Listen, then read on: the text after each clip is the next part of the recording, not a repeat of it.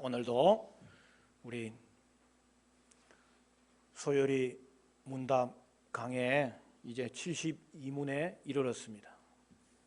우리 앞에 자막 보시고 질문은 제가 하고 답은 여러분이 한번 하고 같이 말씀을 나누도록 하겠습니다. 72문, 7계명이 금지하는 것은 무엇입니까?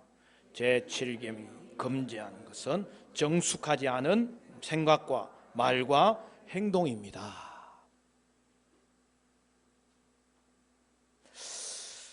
여러분, 사람들이 7계명 간음하지 말라는 여러분 이 계명을 어길 때에 절대로 갑자기 아무 경고 없이 행하지 않아요. 오늘 소율이 72문에 7계명이 금지하는 죄에 대해서 이제 구체적으로 가르치고 있는데요. 여러분 그게 뭐라고 되어 있죠? 정숙하지 않은 생각과 말과 행동이라고 그랬어요. 여러분 정숙하지 않다는 말은 뭐예요? 정결하지 않는다는 거예요. 단정치 않는다는 거예요. 순결치 않는다는 거예요. 여러분 사람들은 계명을 어기는 것에 대해서 생각에서부터 이미 생각했기 때문에 계명을 어기는 거예요. 항상 우리의 행위는 생각에서 출발하는 거예요. 하나님은 우리에게 생각의 순결을 요구하시는 거예요. 우리 머리에 넣는 것에서부터 먼저 순결해야 될 것을 말씀하고 있는 거예요. 빌립보서 4장 8절은 이렇게 말씀합니다. 끝으로 형제들아 무엇에든지 참되며 무엇에든지 경건하며 무엇에든지 옳으며 무엇에든지 정결하며 무엇에든지 사랑받을 만하며 무엇에든지 칭찬받을 만하며 무슨 덕이 있든지 무슨 기림이 있든지 그것들을 생각하라. 그럼 아주 구체적이죠? 우리의 생각에 뭘 채워야 되는지 사도 바울이 말씀해 주셨잖아요. 우리 생각에 채워야 될 것은 진리와 경건과 의와 여러분 정결과 사랑과 칭찬할 만한 것들을 채우라고 말씀하는 거잖아요. 생각에 채운 것이 겉으로 드러나기 때문입니다. 우리가 듣는 음악, 우리가 보는 책, 우리가 보는 TV를 여러분 이 구절의 설명에 근거해서 우리는 선택하면서 우리는 봐야 되는 거예요. 분별하면서 봐야 되는 거예요.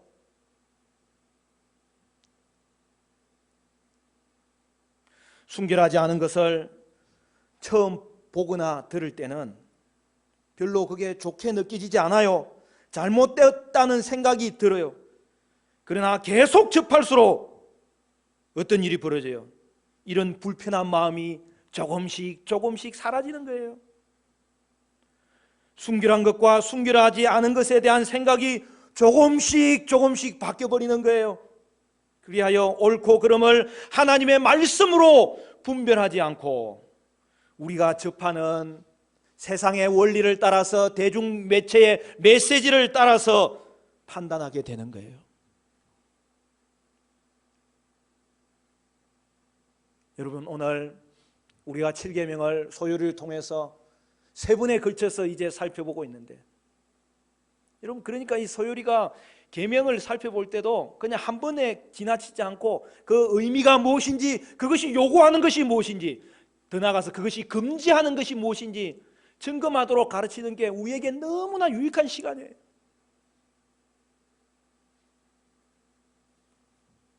특히 이 7계명은 우리가 반드시 짚고 넘어가야 돼요. 욥기 31장 1절 말씀은 이렇게 말합니다. 내가 내 눈과 약속하였나니 어찌 처녀에게 주목하랴. 여러분 욥의 생각은 참으로 지혜로운 거죠. 그는 골똘하게 보고 있었던 문제에 대해서 그것 때문에 음란한 생각을 하게 되었다는 사실을 깨달은 거예요. 따라서 우리는 보는 것에 주의해야 됩니다. 보는 것을 통하여 우리의 생각이 자리 잡기 때문에 그런 거예요. 우리의 생각은 늘 보는 것과 결부되어 있는 거예요. 욥은 보지 말아야 할 것을 한번 보기 시작하면 시선을 거두기 어렵다는 사실을 깨닫게 된 거예요. 그래서 오늘 욥은 음란한 생각을 일으키는 것을 쳐다보지 않기로 미리 마음을 먹었다는 거죠. 그래서 오늘 본문 말씀에 아주 특이한 표현이 나오잖아요. 욥은 뭐라고요? 자기의 눈과 언약을 맺은 거예요. 자기 눈과 약속을 한 거예요. 그 정도로 그는 보는 부분에 있어서 철저하게 주의를 했다는 거예요. 욥은 잘못된 생각을 일으키는 것들을 아예 처음부터 쳐다보지 않도록 주의했습니다. 우리가 보지 말아야 될 것을 우리 앞에 갑자기 나타나도록 기다리고 있다면 여러분 그것에서부터 눈길을 돌리기는 반드시 힘든 그런 사람이 되어버리는 거예요. 보지 말아야 할 것을 보지 않기로 미리 결단하면 분별할 수 있고 음란한 생각을 외면하기가 훨씬 수월하다는 거예요. 여러분 해 아래 새 것이 없나니 그 찬양 있죠? 여러분 해 아래 새 것이 없나니 찬양 아시죠? 네. 청소년분은 물어보니까 요새는 그런 찬양 잘 안 했습니다 그러는 거예요. 저도 옛날에 대학부 때 주일학교 교사를 했거든요. 제가 율동을 몇 개 아는 그 찬양이 있는데 그 중에 하나가 이거예요. 왜냐하면 이 찬양 율동을 굉장히 잘 만들었어요. 제가 주일학교 교사도 했다니까요.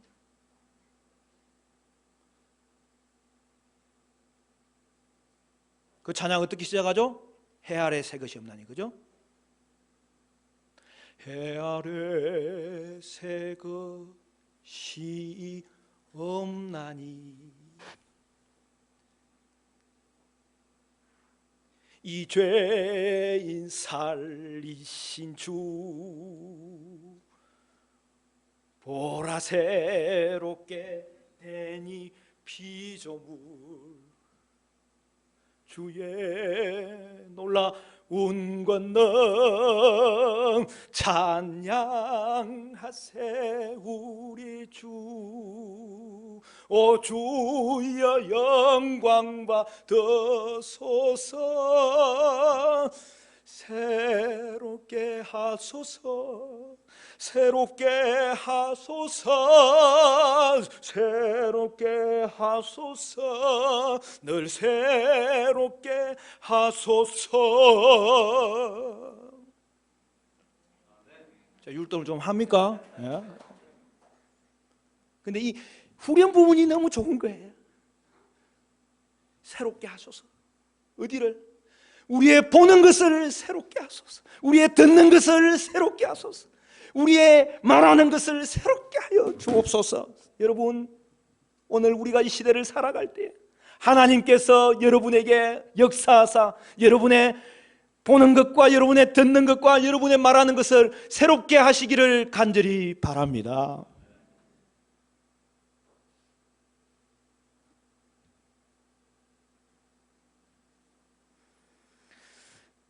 각자 보는 것에 주의할 때에 서로 순결한 생각을 유지할 수 있어요.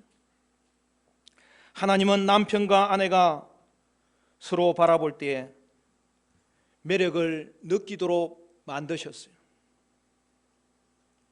그 성격이나 내용은 변할 수 있지만 여러분 서로를 사랑스러운 마음으로 보게 만든 거예요. 그것은 너무나 옳고 좋은 일이에요.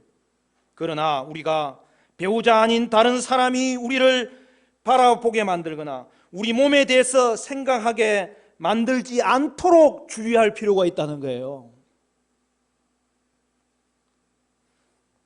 우리 몸에 시선을 끌도록 너무 그렇게 만드는 그런 옷들이 있잖아요, 여러분.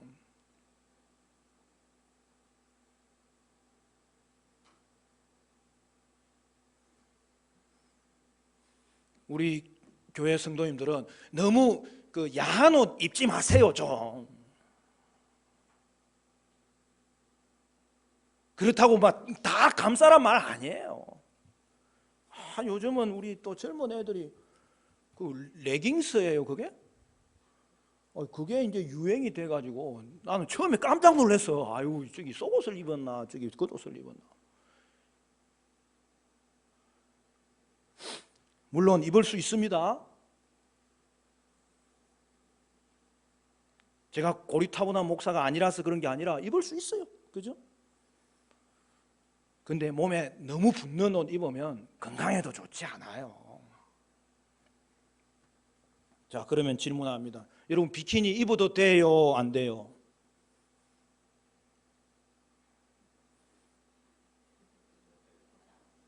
질문하면 뭐 답이 뻔한 거지?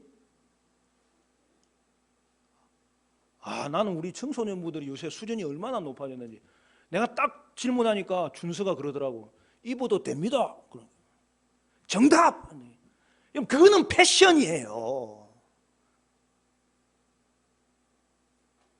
육상 선수가 나가면서 헐렁한 거 길다란 거 입으면 안 되는 거 아니에요? 그때는 가장 간편한 복장으로 입고 나가는 거예요. 패션은 하나님이 주신 거예요.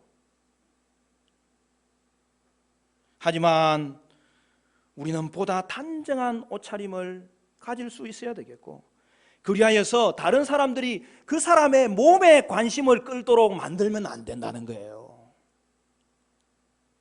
디모데후서 2장 9절 10절 말씀에 또 이와 같이 여자들도 단정하게 옷을 입으며 소박함과 정절로서 자기를 단정하고 따은 머리와 금이나 진주나 값진 옷으로 하지 말고 오직 선행으로 하기를 원하노라. 이것이 하나님을 경외한다 하는 자들에게 마땅한 것이니라. 여러분, 이 구절은 여자들에게만 하는 말이 아니에요. 남자들도 정숙한 옷차림을 할 수 있어야 돼요. 남자들도 몸에 관해서 관심 끌지 않도록 옷차림을 단정하게 입는 것이 중요해요. 여러분, 7계명은 성적으로 문란한 행동을 금하고 생각을 금합니다. 또한 7계명은 문란한 말에 대해서도 경고하고 있는 거죠. 오늘 읽은 말씀 에베소서 5장 3절 4절 말씀 우리 같이 읽겠습니다. 다 같이 시작. 음행과 온갖 더러운 것과 탐욕을 너희 중에서 그 이름조차도 부르지 말라. 이는 성도에게 마땅한 바니라. 누추함과 어리석은 말이나 희롱의 말이 마땅치 아니하니 오히려 감사하는 말을 하라. 여러분, 1세기 에베소 도시는요, 지금의 그리스 지역에 있는 그 당시 인구가 25만이 넘는, 오늘날로 이야기하면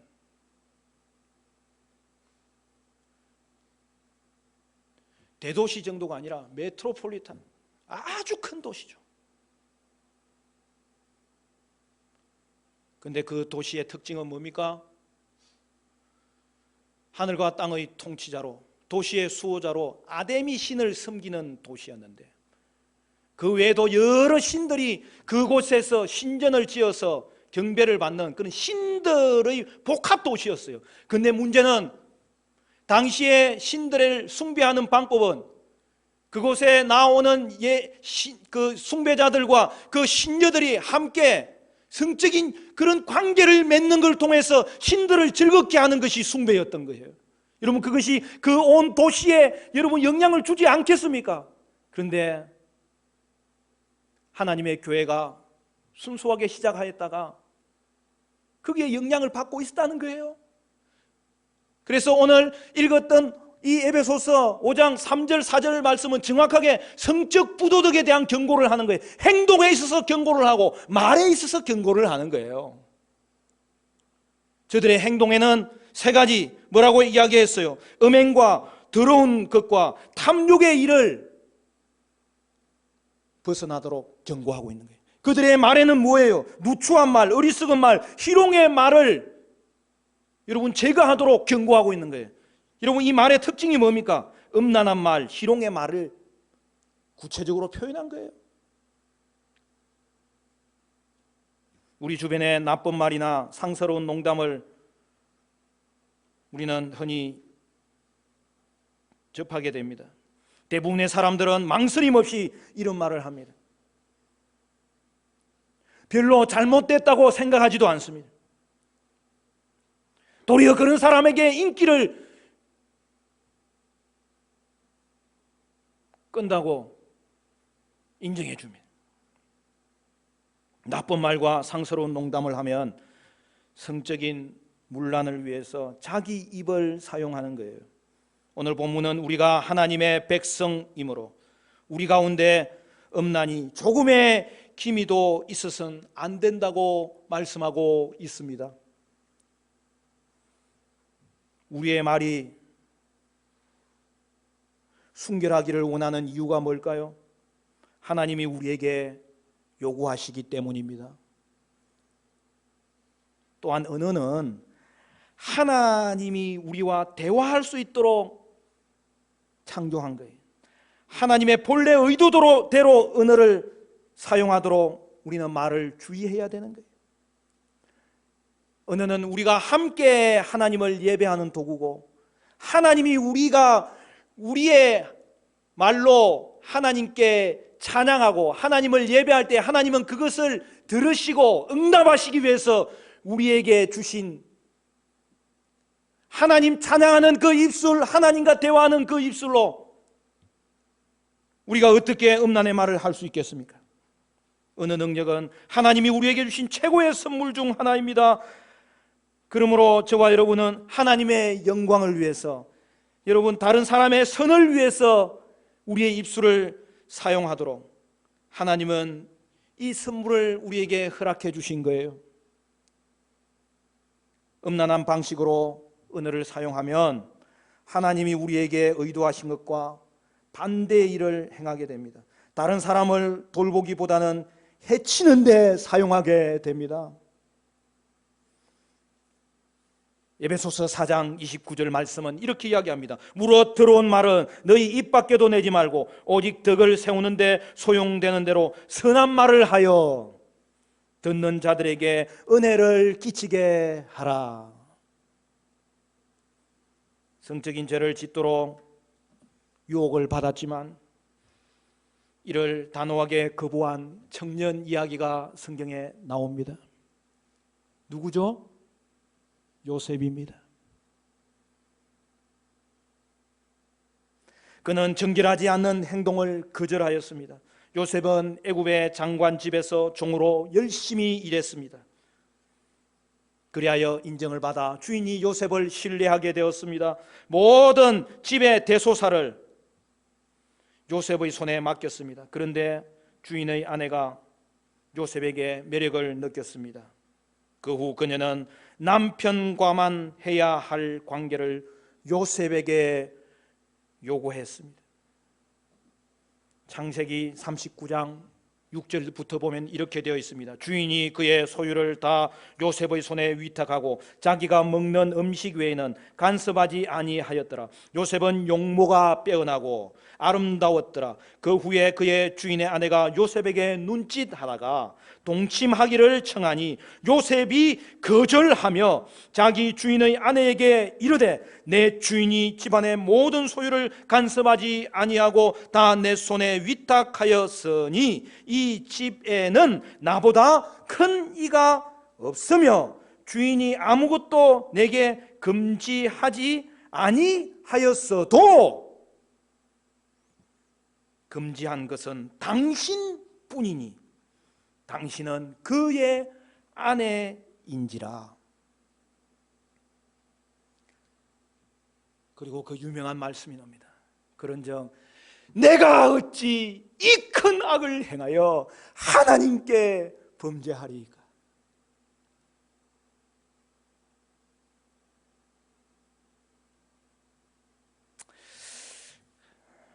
요셉은 여주인의 말을 듣지 않았습니다. 이렇게 했던 이유는 주인이 자신을 신뢰하는 걸 알고 있었기 때문이고 또 주인을 실망시키고 싶지 않았기 때문이죠. 그러나 더 중요한 이유가 있었죠. 뭐라고요? 내가 어찌 이 큰 악을 행하여 하나님께 죄를 지으리까? 사랑하는 여러분, 그것이 하나님께 죄를 짓는 일이었기 때문에 요셉은 단호하게 거절했던 거죠. 우리는 말씀을 볼 때마다 이 말씀이 우리에게 빛이 되어야 되고 우리의 잘못됨은 드러나게 만들어야 되고 각성케 해야 됩니다. 사랑하는 여러분, 여러분이 요셉과 같은 형편이었다면 어떻게 했을 것 같습니까? 저는 주일학교부터 이 말씀 듣고요, 이 말씀이 내 삶에 얼마나 큰 영향을 미치는지 몰라요. 여러분, 온갖 유혹의 길이 오늘 이 땅 가운데 펼쳐지고 있잖아요. 여러분 어떻게 했을 것 같아요? 여러분 그 생각을 오늘 한번 점검해 보셔야 돼요. 그리고 다음에 이 말씀이 생각나게 하나님이 하실 때에 그 말씀이 나를 바른 길로 인도함을 우리는 경험할 수 있는 거예요. 여러분, 음행의 유혹에 대해서는 그 어느 누구도 자신할 수 없습니다. 음행의 유혹을 받을 때 그 자리에 머물러 있으면서 이러면 안 되는데, 여러분 설명한다고 되는 일이 아니에요. 요셉이 그랬던 것처럼 먼저 그 자리를 박차고 떠나야 되는 거예요. 다른 죄는 성격이 조금씩 다를 수 있지만 여러분, 이 음행의 죄만큼은 잘못 알고 발을 디뎠더라도 깨닫는 그 순간에 그 자리를 떠나야 되는 거예요.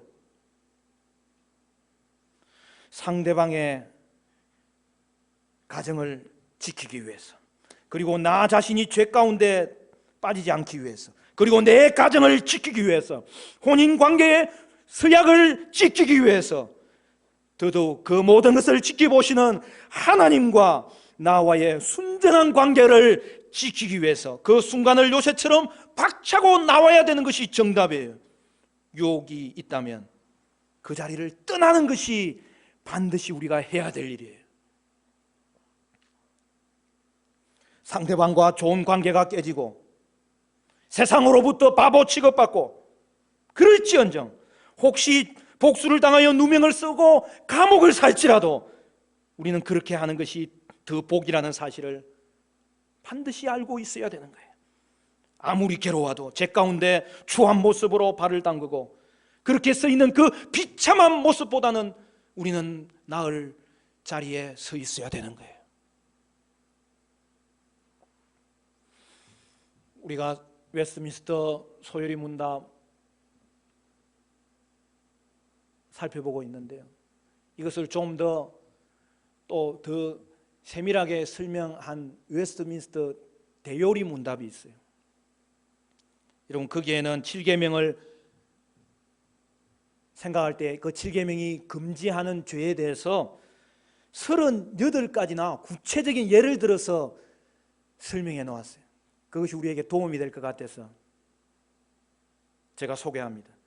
제7계명에서 금지하는 죄들은 요구된 의무들을 등한히 하는 것 외에 간음, 음행, 강간, 근친상간, 동성애, 모든 부자연스러운 정욕, 모든 부정한 망상과 생각, 목적과 애정, 모든 부패한 혹은 추잡한 교제, 혹은 그것에 귀를 기울이는 것, 음탕한 표정, 뻔뻔스러운 추태, 경솔한 행동, 단정치 못한 옷차림, 합법적 결혼의 금지, 불법적 결혼의 시행, 매춘을 허락하고 관용하고 보전하고 또 그것에 의지하는 것, 독신 생활에 얽매이게 하는 서약들, 결혼의 부당한 지연, 동시에 한 사람 이상의 아내와 남편을 가지는 것, 부당한 이혼, 배우자를 버리는 것, 게으름, 폭식, 술취함, 음란한 친구와의 사귐, 음탕한 노래, 서적, 그림, 춤, 연극과 우리들 자신이나 다른 사람에게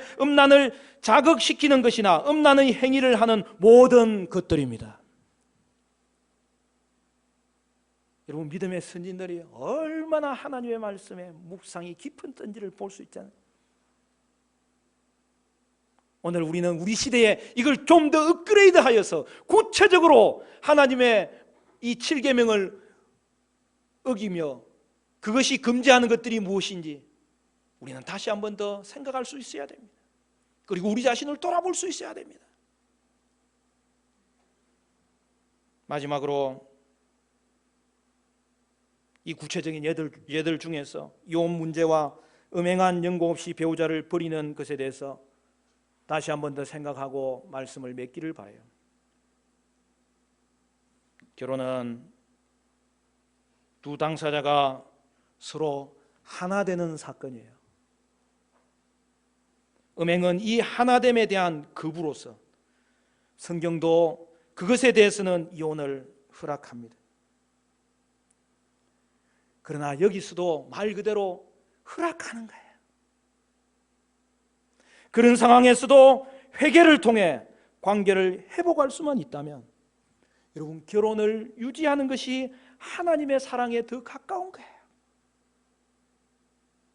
사실 하나님이 죄인인 우리를 버리지 않으시사 계속 사랑하시는 것은 바로 음행한 배우자를 참고 계속 사랑하는 것과 같은 맥락이기 때문입니다. 회개하면 받아주셔야 됩니다. 회개하면 다시 시작할 수 있습니다.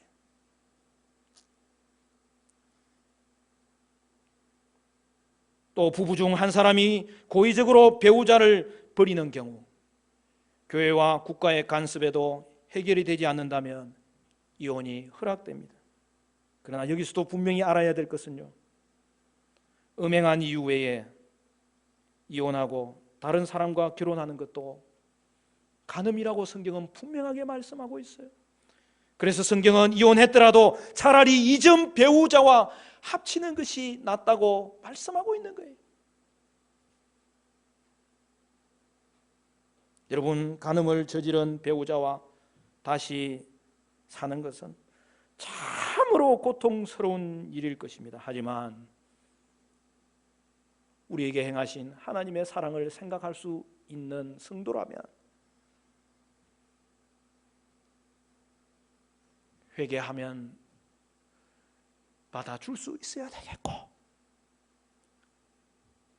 용서해 줄 수 있어야 되겠고, 그래서 여러분, 성도는 결코 이혼하면 안 됩니다.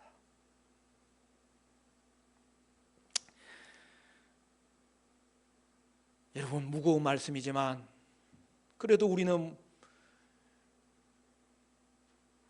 이 말씀에 합리화시키지 맙시다. 타협하지 맙시다. 그리고 다시 회개할 것은 회개하고, 회개하면 하나님은 미쁘시고 의로우사 우리의 죄를 용서해 주실 것인데, 하나님께 회개하고 사람에게 회개함으로 말미암아 우리에게 주신 하나님의 말씀을 통하여 다시 한 번 더 일어나며 회복되는 그러한 일들이 성도의 삶에서는 일어나야 되겠습니다. 요셉을 기억하십시오. 하나님을 생각하십시오. 주의 말씀, 이 7계명이 요구하는 것과 금지하는 것을 통하여 저희와 여러분은 다시 한 번 더 각성케 되시기를 바랍니다. 내가 어찌 이 큰 악을 행하여 하나님께 죄를 지으리까? 사랑하는 성도 여러분, 요셉의 이 고백이 저와 여러분의 고백이 되시기를 바라고, 정결하지 않는 생각과 말과 행동을 금함으로 오늘 우리의 눈으로 보는 것과 귀로 듣는 것과 입술로 말하는 것이 새로워져서 우리 모든 화정충현교회 부부들은 그리고 가정들은 아름답고 거룩한 가정으로 세워지는 은혜가 있게 되시기를 주님의 이름으로 간절히 축원합니다.